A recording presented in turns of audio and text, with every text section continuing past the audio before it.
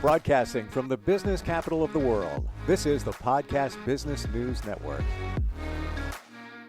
And welcome back. Have you ever had this feeling, you said to yourself, or maybe somebody else, I think this place is haunted, whether it's your home or whether you've been somewhere and you just feel a presence. Something is maybe a little off, or maybe you've out of your peripheral vision saw something dart by, or just weird things going on. Maybe there are things happening at a different level. We're going to look at that today with the founder and president of Great State Paranormal, which is a local company that investigates just that, the paranormal. He's Dustin Crowley. He's back with us. Hey, Dustin, how you doing today? Good, Steve. How are you? Very well. Very well. So I believe all of us have felt something from time to time. Either we saw something or a light came on or things have happened. And a lot of times we'll just write it off. Just coincidence, or I don't know what's going on there. Is it your feeling that if our intuition is telling us that there is something around us, be it energy, spirit, whatever, it's happening for a reason, that we should really pay attention to it? I mean, it's definitely a good start. If you feel like something might be happening, maybe it is. So it's at least worth looking into. So maybe not. And then, of course, some of us are a lot more in tune to the spirit world than others. And if you are the type that can just walk into a room and feel, oh man, something might have happened here in the past, and you start getting some of these other sensations, and yeah, it might be a better indicator. Would you say that no matter where we are, what we're doing, there's always spirits around us? Oh, absolutely. I mean, the planet's been around for however many billion years. Generations and generations and generations have come before us. So your house may not be the site of a Civil War battle. It may not be the place where someone has particularly died, but the land, the property, it could have been significant to someone at some point. It could have been maybe where a tree stood and someone carved their initials in it because, like J Hearts S Forever. So there's always at least a chance that we could be near something within the spirit world, because it's not always necessarily something dark. Do you feel that when somebody passes, that their energy is around us? It's, they were a part of us. Maybe it's a relative, loved one, that the energy is always around. Whether you call upon it, whether you feel it, it's there. It absolutely is. There have been many cases of children seeing a grandparent that they never even got to meet and describing that person to a parent, and it lines up perfectly. Or they'll see a picture of a grandparent like years later and be like, oh, mommy, that's the person that was sitting at the edge of the bed. And it's just an ancestor watching over you. Especially if you had really strong ties and connections to that person. There are so many instances of spirits staying around after death, just checking in, showing up for family gatherings, just like they would have done in life. Why do you think children are easier to pick up on that stuff? Is it that they don't have to deal with the stuff that adults do, all the distractions and everything? Part of that, yeah, but also I think the main thing is we haven't conditioned them at that point that it's not something to pay attention to. Because I think we all see it, we all sense it, but we've conditioned ourselves that that's not something I should talk about. It's kind of like if you live next to an airport, eventually you're not going to hear the airplane. Right. Yeah, you're so used to it. And then the other part, children aren't afraid to be judged. So if you or I said, hey, wait a minute, I think there's something around here, people might look at us like, okay, sure. Children's like, oh, well, that's cute. Okay, you have a playmate, you have a friend, but they do. Yeah, same thing with animals too, because I mean, Hmm. cats, dogs in particular, they are really known for like staring off into the distance, being more alert to spirits because they don't Hmm. know any better. To them, there's just something there. And so, of course, I'm going to stare at this thing. It's many times one of my two cats will just start jumping around, darting around, like almost following something and make these strange noises that he doesn't make any other time Mhm. except when he's chasing something. There's nothing there. It's very bizarre. And I wonder, could he be chasing something? Could be. I mean, I know our cats do that sometimes. Um, my dog is in the background, apparently. He's had times where he's just growled into an empty closet.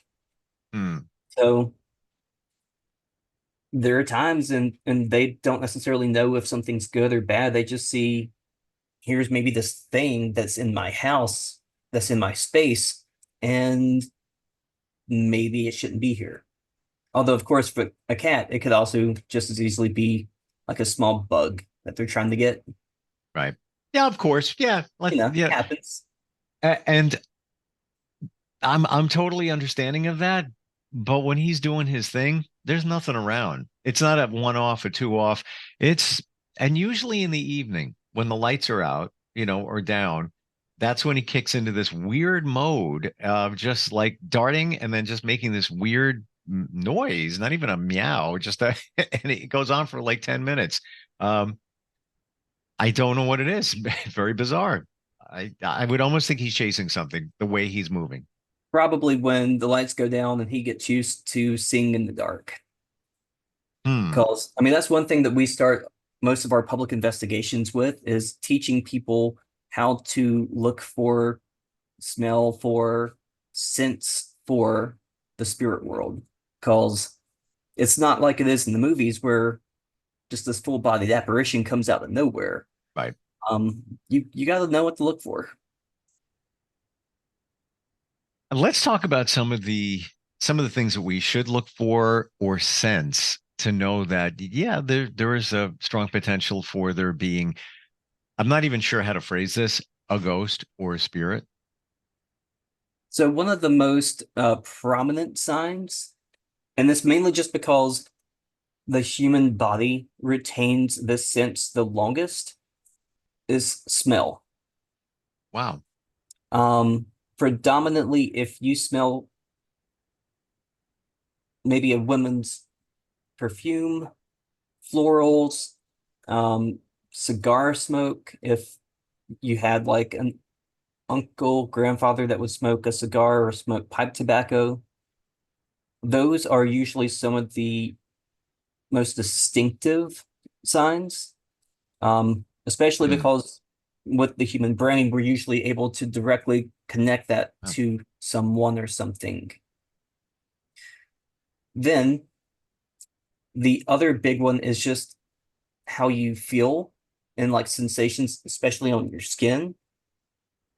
Oftentimes, when you encounter a spirit, you'll feel like you've walked through a spider web. That kind of tingly, unsettling feeling, or like if you've ever hit your funny bone and like your entire arm goes numb, it can be that intense sometimes if it's a particularly strong spirit. But those are two of the more common ones. Um, of course, you've got times where you can hear them, you've got times where you can see them, but those are not nearly as common, mainly because we've conditioned our brains to almost shut that down if we see and hear stuff because we don't want to think that we're crazy. But it's hard for us to shut that down if we smell something or if we feel something. Are these spirits trying to contact us, trying to get our attention? Sometimes, sometimes they are, and sometimes they're not. Um, if it's someone that was significant to us in life, they might be trying to get in touch with us. But if it's someone that maybe I just moved into their house, they could just be going about their normal daily routine and we just happened to cross paths, and that's when I feel that tingly feeling. But they were just going to the kitchen. Can you ask for them to make their presence known? Oh, absolutely. They may not do it, but you can ask. Um, and that can be as simple as using some knocks. I usually do 2 knocks for yes, 1 knock for no. Hmm. But you also kind of have to know the place that you're at, because if you are in an older home, sometimes if your radiator kicks on, if there's something with the plumbing, that might rattle on the wall. And then if you have any other pieces of equipment, then you can ask them to use that equipment, and they can usually give you some signs that way. Uh, I know probably one of the quickest and easiest, I don't have any at my desk, but I can use this necklace as an example, would be a pendulum. So you can ask them to just move it, whether that be like sideways, forwards, or backwards as a circle. And really anything that has just a weight on the end of a string, you can use for that. Hmm. Um, you have to make sure to keep your arm and your hand extremely still, because sometimes you can kind of give yourself the answer you're looking for, but it's a way without having to spend all the money on like an SB7 spirit box or something like that.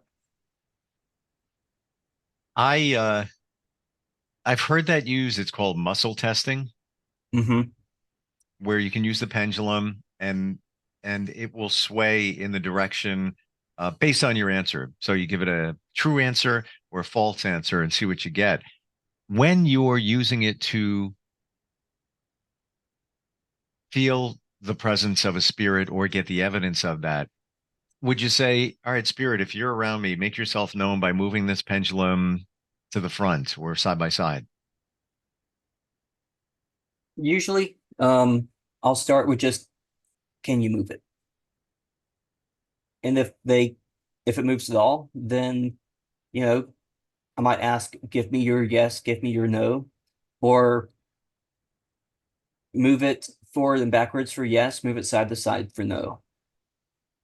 And then just kind of go from there and see what happens or what doesn't happen.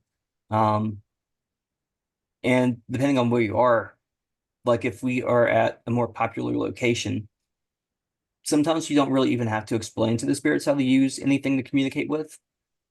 But if you're at like a private home and you're the first person in, you usually have to explain to the spirits and even the homeowners, this is what this does, this is how it's used, this is maybe how you can detect if it's a false positive.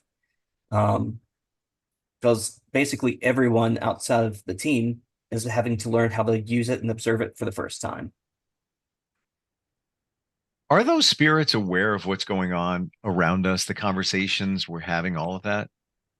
Sometimes um, there's times where they are, and then there's times where they're not.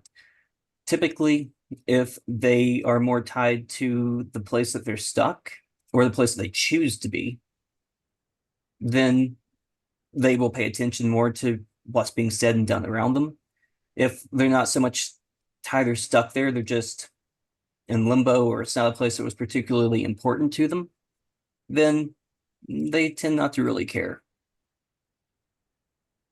We might have touched upon this, but it's come up in conversation around me recently. Um, Spirits that are stuck that didn't make it over to the other side. Why would they have not transitioned over? Is it, they didn't do the right thing? I've heard that is a thing where they're and they could be stuck there for centuries, or it could be a week, whatever it might be. So the most common reason would probably be fear. Huh. Because after passing, you've got the choice. Do I want to go on? Do I want to try and stay in this limbo? And if you don't know what the next phase of your existence is going to be, especially if you come from a strong Judeo-Christian background and you don't know if you're going to go to a heaven or a hell.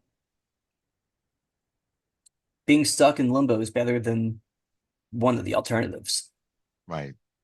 Hmm. And if you think you might have unfinished business, well, I didn't make amends with Uncle John, and we were having that really bad argument. I don't know if that's going to cause me to get sent to the wrong place. I'll just stay here as long as I can. Wow. Can you take us on a journey and maybe one of the locations that you've sensed paranormal activity and what it was like? Sure. So, um, I'll use the example of the place I actually currently work, because I'm also a historian with a local historical association. And one of the places I work now is a place that we've hosted ghost hunts at a good bit in the past. So we went to just a typical Halloween event where they were telling some local ghost stories, and you could just sense the presences in the house. And so, uh, post-pandemic, talking to the organization and seeing what we could do to help them, we started conducting a couple of investigations. And just as you walk through, you can feel just the presence of some of the entities. The most Wow. notorious one for that location is actually the second owner of the house. She was a woman, which is unheard of for a woman to own a house in this was 1892, but she was very wealthy, and she was very particular about everything having to be done the proper way. Because even though it was towards the end of the Victorian era, and she technically lived until 1916, which puts you well into the Edwardian time, she still considered herself to be a proper Victorian lady. Hmm. So all of those rules and customs she would very strictly maintain. So when you're in her presence, you feel almost like you have to stand up straighter. You have to be more proper. It's hard to really describe unless you've been in the presence of a really demanding personality person. But you know when you are, and almost like the hair stands up on your arms. And for her in particular, one thing that we've noticed a lot over the years is if the house isn't in her liking, she will let you know. She has locked the previous site manager in the basement before. She has flung open all of the cabinet doors in the kitchen. She has had lights flickering on and off. Um, Recently, I even had to replace a light switch, a light bulb, test the cord going to the light outlet with an electricity measuring tool. And it was to the point where I was about to have to like work with the financial director to be like, okay, we need to get an electrician in to replace this completely. And it was all because there was a party that was held there and it had a lot of glitter involved. And I don't know if you've ever been around glitter. It's impossible to get up all the way. She was not a fan. So there was oh, whoa. So there was a party there, in the last number of years, whatever, where glitter was used, and she was not happy with that spread around her house. Yep. I mean, it was mainly just on the participants' dresses, Okay. but it's glitter. Yeah. Yeah. It's I gonna get everywhere. I gotcha. I would be And unhappy too. I'm still cleaning it up even to this day. Wow. Have you ever been in a situation uh during an investigation where you were uncomfortable? Well, like, this is creepy. Um, Maybe I shouldn't stay here much longer. Like any feelings of just Sort of. uneasiness.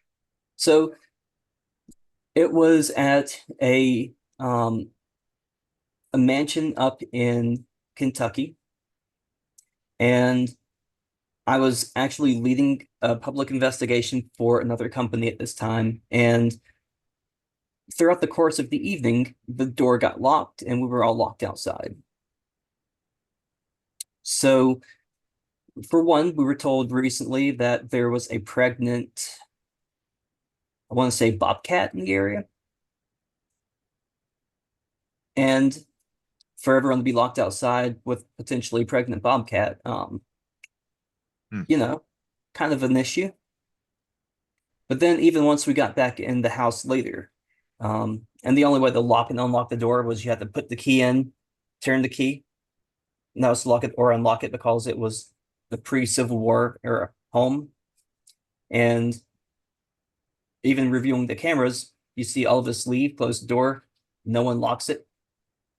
And then obviously we can't get back in. So it was a pretty unique experience. But the Wow. part that was probably the most unsettling would be later that evening, probably around 1:30, 2 o'clock in the morning. We were using the device and growling noises started coming through the device, which for me personally, I'm not too concerned just because of my extensive past working with demonic entities. But it's different when I've got, 15, 20 people who are just paying guests, and some of them it's the first time they've ever been on a paranormal investigation ever, and trying to make sure that they stay safe while still not causing them panic. Because obviously, if me as an expert in the demonic, if I start to panic, they're going to panic. Sure. So that was probably the most unsettling experience I've had while on an investigation. Wow. We have just a minute left. Do you bring any specific tools when you're on site? Yes. So we usually have some electromagnetic field monitoring devices. We have dowsing rods, pendulums, spirit boxes. We usually have some temperature gauges. Pretty much, if you've seen it on TV, we have it.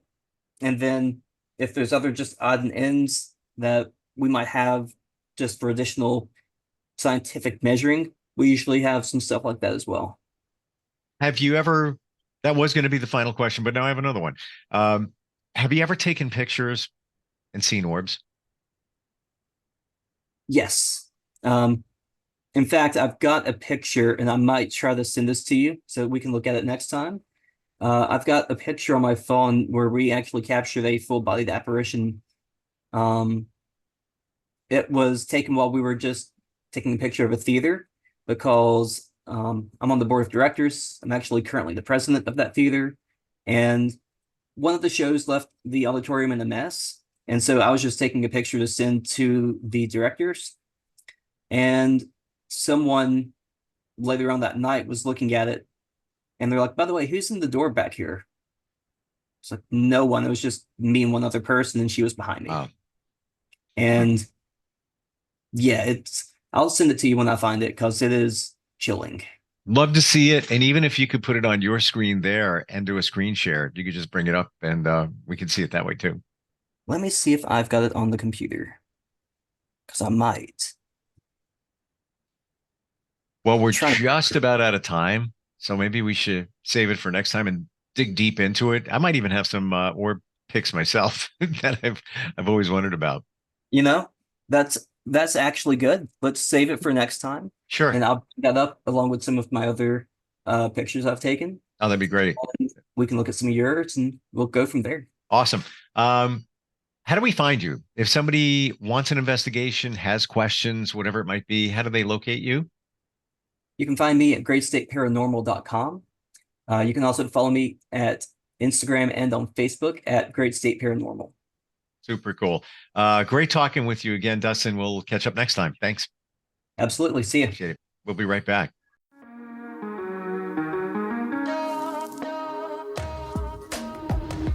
Broadcasting from the business capital of the world, this is the Podcast Business News Network.